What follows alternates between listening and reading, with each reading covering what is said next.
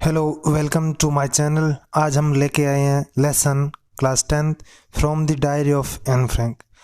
ये एक कहानी है एक लड़की की, एन फ्रैंक नाम की, जो मूल जर्मन यहूदी की है। और ये उसने डायरी उस समय लिखी जब सेकेंड वर्ल्ड वार में नीदरलैंड के जर्मन कब्जे के दौरान, जब उनका परिवार है, एन फ्रैंक का परिवार एम्स्टर्डम में जाकर छिप जाता है, तब ये उसने डायरी लिखी। और ये जब जर्मनी में नाजियों की सत्ता आई तो इनका परिवार क्या हुआ, एम्स्टर्डम में चला गया। लेकिन जब नाजियों के कब्जे ने विस्तार किया तो इस प्रकार ये लोग वहाँ, उनका परिवार फंस गया।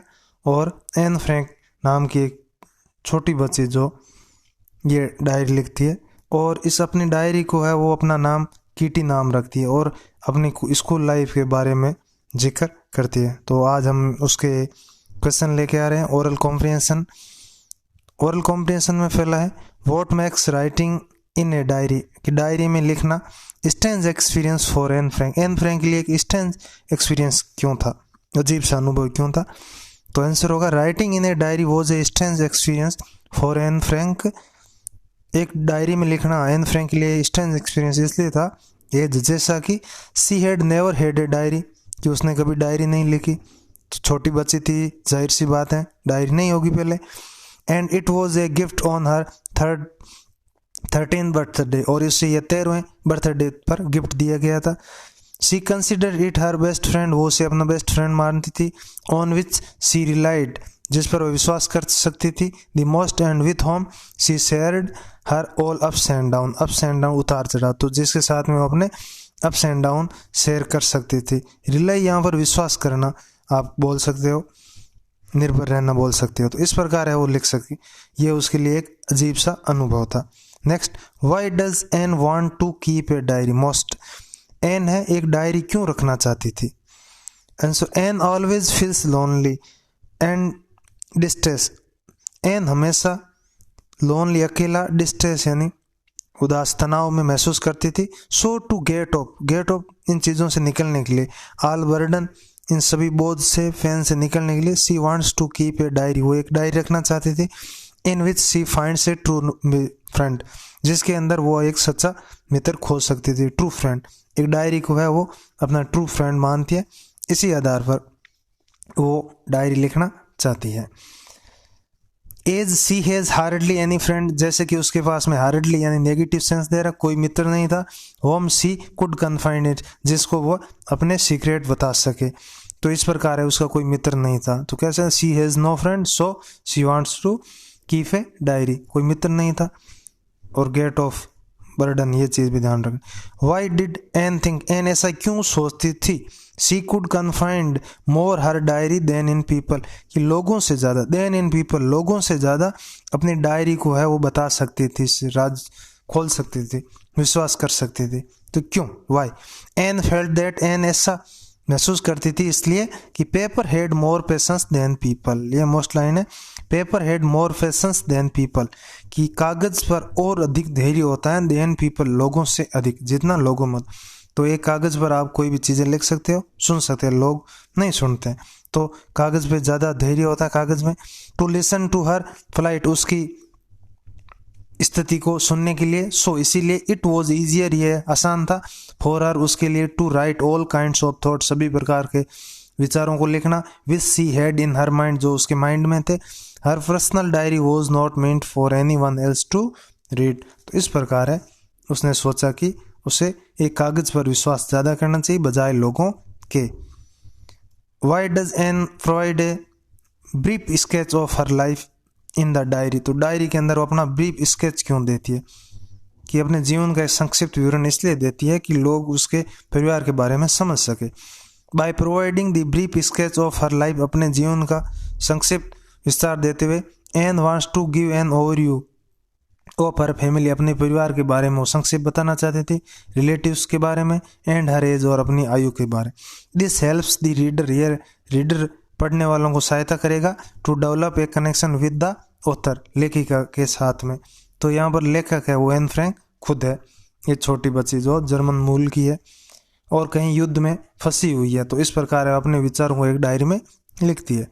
फिर आगे अपनी स्कूल की लाइफ के बारे में भी लिखती है। तो ये अगला नेक्स्ट क्वेश्चन पेज नंबर 54 से, वाई वॉज मिस्टर किसिंग, तो ये उनके शायद टीचर का नाम है mister Keesing. Why was mister Keesing annoyed with Anne के साथ में वो नाराज क्यों हो गई। What did he ask her to do करने के लिए, तो वो उसे क्या करने के लिए देते हैं। Mr Keesing was annoyed with Anne Frank, Mr Keesing है एन के साथ में नाराज हो गए बिकॉज क्योंकि she was very talkative, Anne was very talkative, Anne बहुत बातों नहीं थी। ही पनिश्ड हर, उन्होंने मिस्टर किसिंग ने, यहाँ ही आया मिस्टर किसिंग के लिए, तो मिस्टर किसिंग ने उसे पनिश किया, पनिश हर उसे सजा दी, by giving her extra homework, उसे अतिरिक्त होमवर्क देते हुए, टू राइट ऐसे एक लेख लिखने के लिए, टू कीप हर साइलेंट जिससे वो चुप रह सके, and the topic always related to her nature, और ये टॉपिक उसके नेचर यानी उसके स्वभाव से संबंधित था। यहाँ नेचर होगा स्वभाव, तो उसका स्वभाव कैसा था एन फ्रैंक का कि वो ज़्यादा बातों नहीं थी, तो उसे एक बातों नहीं सब्जेक्ट पर इसी विषय पर लेख दिया गया मिस्टर किसिंग के द्वारा, उनके गुरुजी जो मैथ टीचर थे, और उसे ये चीज़ पसंद नहीं थी। क्यों? क्योंकि she was very talkative. Next,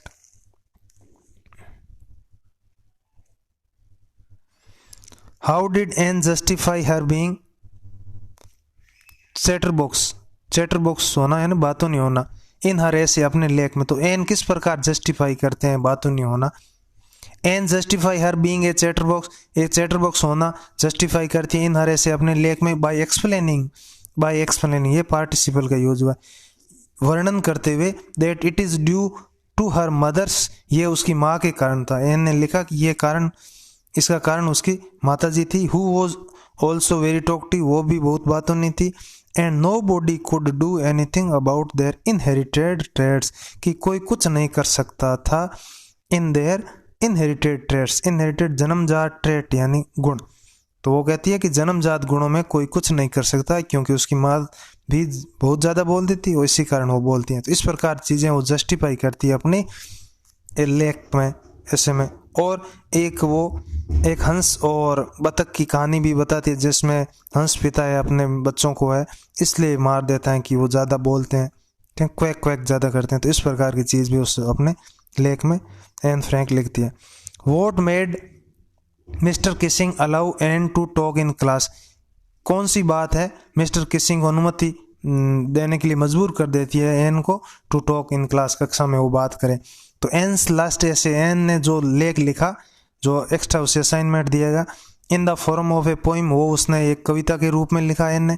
showed mister Keesing को बताते हुए the lighter side of A naughty child, एक नटखट बच्ची की उसके बारे में, बिहेवियर के बारे में। It help bridge the generation gap, जिससे जनरेशन गैप में सहायता हो सके between teacher and the student, एक विद्यार्थी और बच्चों के बारे में। तो इस प्रकार है वो अपने उन चीज़ों से वो शिक्षक है सही रूप में ले लेते हैं और उससे अनुमति दे देते हैं कि आप बातें कर सकते हैं। नेक्स्ट, वॉज एन राइट, क्या एन सही थी। व्हेन शी सेड, जब उसने कहा, that the world would not be interested in the musings of A 13 years old, कि एक संसार है उस एक 13 वर्षीय बालिका के विचारों में, चिंतन में रुचि नहीं रखेगा। म्यूजिंग्स यानी कि चिंतन, इंटरेस्टेड एंड रुचि। तो क्या वो सही थी जब वो डायरी लिखना शुरू करती है। वो कहती है कि कोई एक 13 वर्ष की बच्ची की डायरी में रुचि नहीं रखेगा, उसके चिंतन के बारे में, विचारों के बारे में, थॉट के बारे में कोई रुचि नहीं रखेगा। तो यस, हाँ बिल्कुल वो सही थी। एन वॉज राइट, एन सही थी। व्हेन शी सेड सो, जब वो ऐसा कहती है। बिकॉज, क्योंकि मोस्ट ऑफ द पीपल, अधिकांश लोग, don't want to give importance नहीं देते हैं टू ए चाइल्ड्स पर्सपेक्टिव, एक बच्चे के पर्सपेक्टिव को, विश्लेषण को, उसकी समझ को, टुवर्ड्स द वर्ल्ड, संसार के प्रति। बिकॉज, क्योंकि दे आर टू इमेच्योर, वो सोचते हैं कि ये बच्चे बहुत ज़्यादा इमेच्योर है, अपरिपक्व होते हैं, फॉर द वर्ल्ड, संसार के लिए। तो एक 13 वर्षीय बच्ची के विचारों में कोई रुचि नहीं दिखाएगा, वो सोचते हैं कि ये बच्ची इमेच्योर है, अपरिपक्व है अभी तक। But Anne Frank has become, परंतु एन फ्रैंक हो चुकी थी one of the most discussed of all Holocaust victim, तो उन पीड़ितों में सबसे ज़्यादा वो डिस्कस की जाने वाली बच्ची बन गई थी। हर डायरी हैज़ बीन ट्रांसलेटेड, परंतु उसकी डायरी को है बहुत भाषाओं में अनुवाद किया गया, इन मैनी लैंग्वेज, यानी अलग अलग भाषाओं में। जब उसने अपनी मूल भाषा में लिखा तो बाद में उसका अनुवाद भी किया गया। आगे, why does Anne write in her first essay, what does Anne write in her first essay, Anne ने अपने पहले लेख में क्या लिखा जब मिस्टर किसिंग ने उसे एक्स्ट्रा असाइनमेंट दिया। Mister Keesing asked her, mister Keesing ने उसे कार्य दिया टू राइट एन एसे, एक लेख लिखने के लिए, on the topic A chatter box, A chatter box पर, बातुनी पर, एज पनिशमेंट, सजा के तौर पर। इन द एसे, लेख में, she accepted the drawback of being talkative, और उस लेख में एन ने यह स्वीकार किया बातुनी होना। बट आर्ग्यू दैट, परंतु उसने आर्ग्यू भी किया इस बात का, that it was in her genes, की ये उसके जीन में था, उसके गुणों में था, एज हर मदर्स, जैसा कि उसकी माता जी, वॉज ऑल्सो वेरी टॉकटिव, की वो भी बहुत बातुनी थी। It was difficult to give up, त्यागना, गिव अप त्यागना, इट वॉज डिफिकल्ट, ये कठिन था, डिफिकल्ट था, टू गिव अप त्यागना, दी हैबिट, इस आदत को, and it was also a student trait, और ये वैसे भी एक बच्चे का ट्रेट यानी गुण होता है बातें करना। तो इस प्रकार की चीजें एन राइट्स इन हर फर्स्ट ऐसे पहले लेख में लिखती है। Even mister Keesing laughed at the argument she had given, यहाँ तक कि मिस्टर किसिंग उसकी बात पर हंसे भी। एन सेज, एन कहती है, teachers are most unpredictable, unpredictable मतलब जिसकी भविष्यवाणी न की जा सके, प्रिडिक्टेबल मतलब आप भविष्यवाणी कर सकते हो। इज मिस्टर किसिंग अनप्रिडिक्टेबल, क्या मिस्टर किसिंग ऐसा था? तो एन की डायरी के आधार पर हम बताएंगे।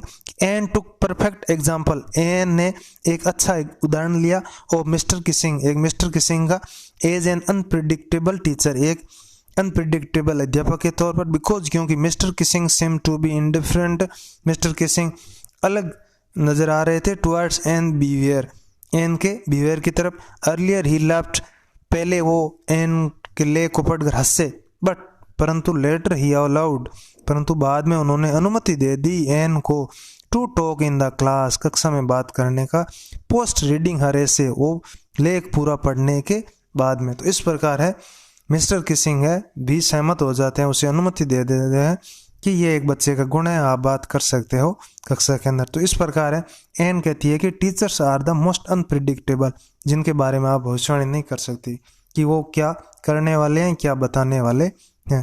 तो इस लेख के अंदर मुख्यतः एन फ्रैंक की जीवनी के बारे में, उसकी डायरी के बारे में, उसकी डायरी का नाम कीटी, उसके बारे में, और अपनी क्लास के बारे में, अपने खुद के एक्सपीरियंस के बारे में यहाँ पर वर्णन किया गया।